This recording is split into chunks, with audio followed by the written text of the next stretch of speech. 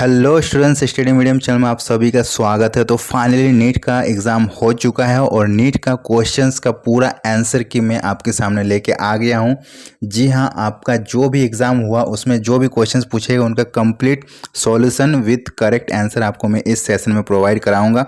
तो आप अपना मैच कर ले, आपका कितना सही हो रहा है, कितना स्कोर आ रहा है। ठीक है, ये जो क्वेश्चंस नंबर 101 है ये आपका कहीं और नंबर पे रहेगा। इसका मतलब ये नहीं है कि क्वेश्चंस गलत है, सभी का सेम क्वेश्चंस आता है। आप बस अपने क्वेश्चंस में देखना, इसका नंबरिंग चेंज हो जाएगा। ओके, बाकी क्वेश्चंस आपको यहीं रहने वाला है। तो अपने हिसाब से आप मैच कर लो और लास्ट में आपको बताना कितना स्कोर आ रहा है। ठीक है, तो चलिए शुरू करते हैं आज का सेशन। तो पहला क्वेश्चन से निम्नलिखित में से कौन एक एपोप्लास्टिन पथ के दौरान नहीं देखा जाता है। ऑप्शन ए, इस संचालन में कोशिका द्रव्य प्रभाव सहायक करता है।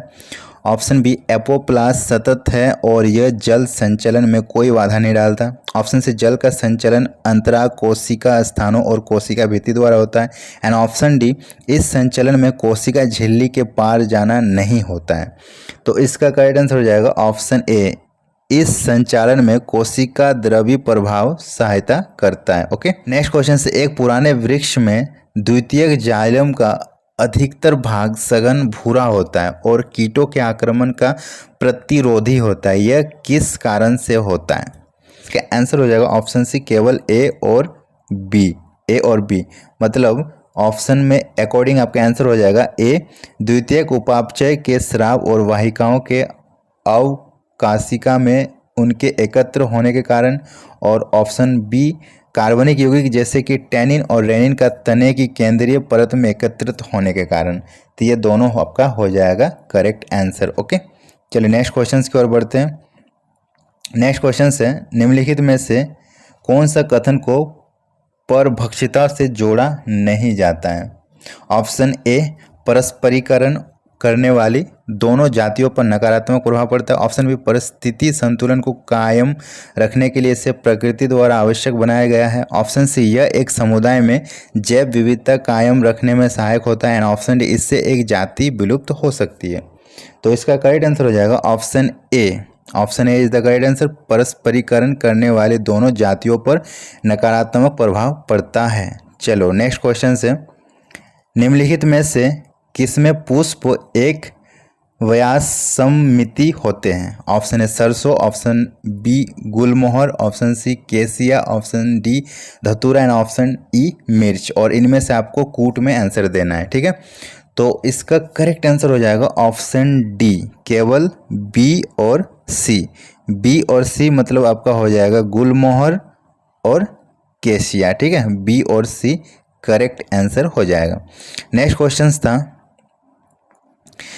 एमआरएनए के प्रोटीन में रूपांतरण की प्रक्रिया कब प्रारंभ होती है। एमआरएनए के साथ बंधने के लिए जैसे ही दोनों सब यूनिट जुड़ जाते हैं। ऑप्शन बी, जैसे ही टीआरएनए सक्रिय होता है और राइबोसोम के बड़े सब यूनिट एमआरएनए के समीप आते हैं। ऑप्शन सी, जैसे ही राइबोसोम के छोटे सब यूनिट एमआरएनए के समीप आते हैं। एंड ऑप्शन डी, जैसे ही राइबोसोम की बड़ी सब यूनिट एमआरएनए के समीप आते हैं। ठीक है, तो इसका करेक्ट आंसर हो जाएगा ऑप्शन बी, जैसे ही टीआरएनए सक्रिय होता है और राइबोसोम के बड़े सब यूनिट एमआरएनए के समीप आता है तब हमारा एमआरएनए के जो प्रोटीन रूपांतरण की प्रक्रिया स्टार्ट हो जाती है। ठीक है, चलिए नेक्स्ट क्वेश्चन से, निम्नलिखित में से कौन सा पादप में वैक्सिलरी पुष्पदल विन्यास और द्विसंधि पुंकेसर होता है। Option A, Allium cepa. Option B, Solanum nigrum. Option C, Colchicum autumnale. And option D, Pisum sativum.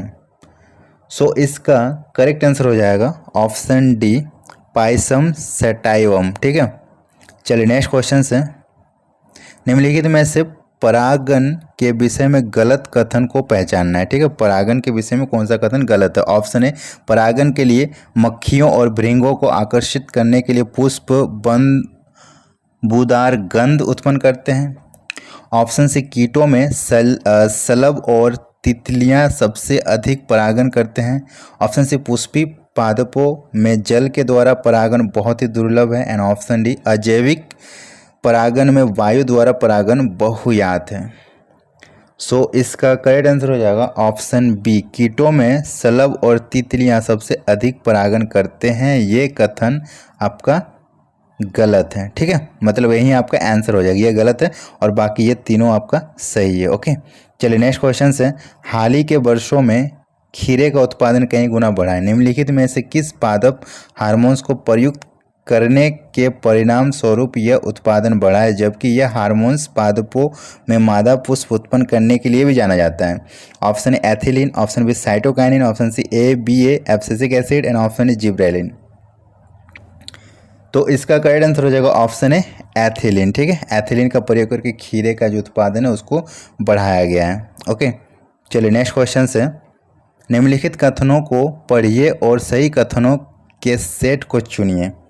इसमें आपको कथन दिए गए होंगे, ठीक है, और ये आप देख सकते हो, आपको कूट में आंसर देना है। तो मैं आपको डायरेक्ट आंसर बता देता हूँ। इसका आंसर जो हो जाएगा आपका 4th नंबर, मतलब A, C और D, A, C और D आपका करेक्ट आंसर हो जाएगा।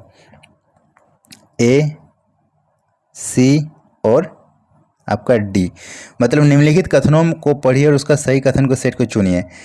यूक्रोमेटिन एक ढीला बंधा हुआ क्रोमेटिन है।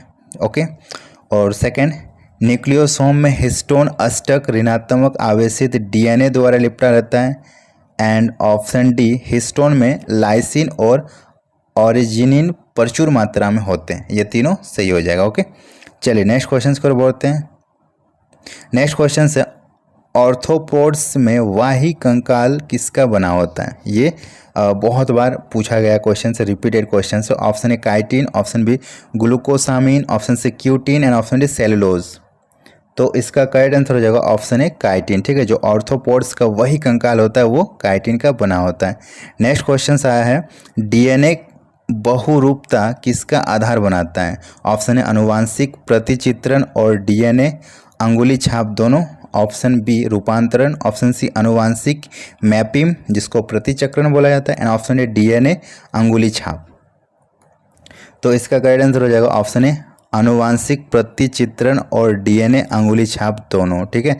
DNA बहुरूपता किसका आधार बनाता है? तो ये दोनों का बनाता है। ओके, नेक्स्ट क्वेश्चन है, लैक्टिक अम्ल किण्वन के दौरान ग्लूकोज से कितनी ऊर्जा विमुक्त होती है? लगभग 10%, 7% से कम, लगभग 15% या फिर 18% से अधिक। सो इसका करेक्ट आंसर हो जाएगा ऑप्शन बी 7% से कम। ओके, चलिए नेक्स्ट क्वेश्चन है, निम्नलिखित में से वो कौन सा यंत्र है जो ताप विद्युत संयंत्र के निर्वातक में उपस्थित कणिकीय पदार्थों को निकाल सकता है? ऑप्शन ए विद्युत अवक्षेपित्र, ऑप्शन बी उत्प्रेरक परिवर्तक, option C STP and option D भस्मक। सो इसका करेक्ट आंसर हो जाएगा ऑप्शन ए विद्युत अवक्षेपित्र। ओके, नेक्स्ट क्वेश्चन है, आपको सूची 1 को सूची 2 के साथ मिलाना है और फिर आपको आंसर देना है, ठीक है। तो मैं आपको मिला के बता देता हूँ। इसका जो करेक्ट आंसर हो जाएगा ऑप्शन डी, ऑप्शन डी हो जाएगा, मतलब 1 का 4 हो जाएगा। मैग्नीज जो है ना, मैग्नीज आपका हो जाएगा प्रकाश संश्लेषण के दौरान जल के अपघटन में काम करता है मैग्नीज। ओके, उसके बाद हमारा बी का 3 हो जाएगा। मैग्नीशियम, मैग्नीशियम जो है ना वो शोषण के एंजाइमों को सक्रिय करता है। ओके, उसके बाद सी का 2 हो जाएगा। बोरोन, बोरोन जो होते हैं वो पराग के अंकुरण के लिए आवश्यक होते हैं। एंड ऑप्शन डी, डी हो जाएगा 1। लोह, लोह जो है ना, मतलब लोहा जो है वो हमारा हो जाएगा कैटालेज एंजाइम को सक्रिय करता है। तो ये हो जाएगा सही क्रम। ओके, चलिए नेक्स्ट क्वेश्चन है, निम्नलिखित में से सही कथनों के सेट को चुनिए। आपको यहाँ पे 5 कथन दिए गए हैं और आपको आंसर कूट में देना है। अगेन आपको कूट में देना है, तो मैं आपको मैच करा के आंसर बता देता हूँ। इसका करेक्ट आंसर हो जाएगा ऑप्शन ए, केवल B, C, D और E। B, C, D और E, मतलब एक को छोड़ के बाकी सारे सही है, ठीक है। खीरा और कद्दू में कक्षीय कलिकाएं पतला सर्पिल कुंडलित प्रतान का निर्माण करती है। ओके, सही है।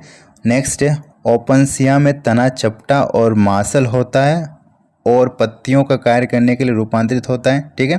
नेक्स्ट, राइजोफोरा में जड़ें ऊर्ध्ववर्ती रूप से वृद्धि करती है जो श्वसन के लिए ऑक्सीजन लेने में सहायक होती है।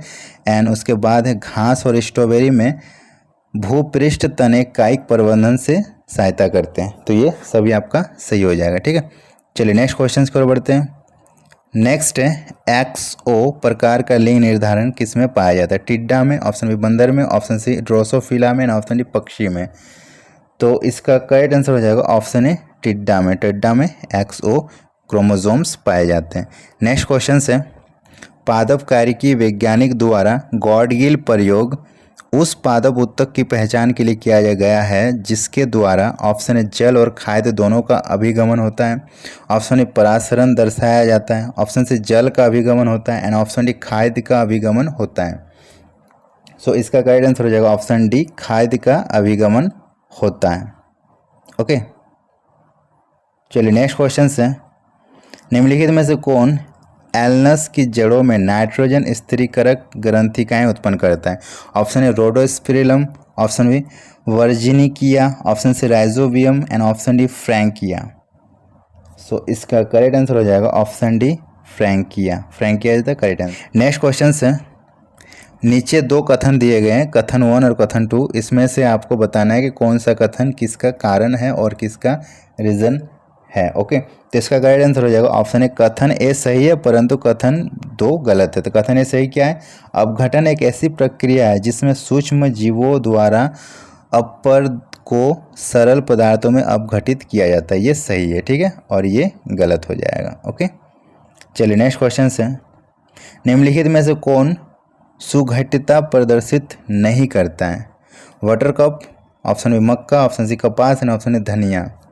तो इसका करेक्ट आंसर हो जाएगा ऑप्शन बी मक्का। ओके, नेक्स्ट क्वेश्चन है आवासीय क्षति और विखंडन अतिदोहन विदेशी जातियों का आक्रमण और सविलुप्तता किसके कारण होता है? जैव विविधता क्षति, ऑप्शन बी जन्म दर, ऑप्शन सी जनसंख्या विस्फोट एंड ऑप्शन डी प्रतिस्पर्धा। तो इसका करेक्ट आंसर हो जाएगा ऑप्शन ए जैव विविधता क्षति।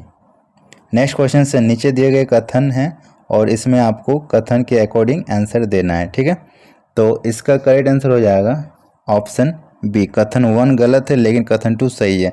कथन 2 क्या है?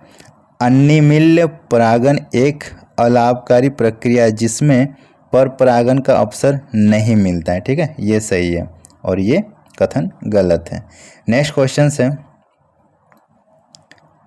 अर्धसूत्री विभाजन के दौरान समजात गुणसूत्रों पर पुनर्योजन ग्रंथिकाओं का बनना किसे अभिलक्षित करता है? ऑप्शन ए वो स्थल जहां जीन विनिमय होता है, ऑप्शन बी उपांति भवन, option C synaptonemal complex and option D युगली। तो इसका करेक्ट आंसर हो जाएगा ऑप्शन ए वो स्थल जहां जीन विनिमय होता है। ओके, चलिए नेक्स्ट क्वेश्चन है नीचे दिए गए आपको कथन है, 2 कथन दिए गए हैं और इसमें से आपको आंसर बताना है। ओके, तो इसका आंसर हो जाएगा ऑप्शन सी कथन 1 और कथन 2 दोनों सही है।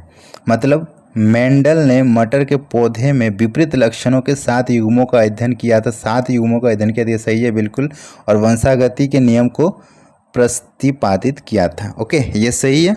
और दूसरा कथन है मटर के पौधे पर अपने प्रयोग में मेंडल ने 7 लक्षण बीजों का आकार, रंग, पुष्प का रंग, फली का आकार और रंग, पुष्प की स्थिति और तने की लंबाई का परीक्षण किया था। तो ये भी सही है। ओके, तो आज के वीडियो में सिर्फ आपको 101 से लेकर 125 क्वेश्चंस तक मैंने करा दिया। ठीक है, नेक्स्ट वीडियो में आपको 126 से आपको 150 तक करा दिया जाएगा और इस तरह से पूरा का पूरा 200 क्वेश्चंस आपको पार्ट बाय पार्ट आपको मिल जाएगी।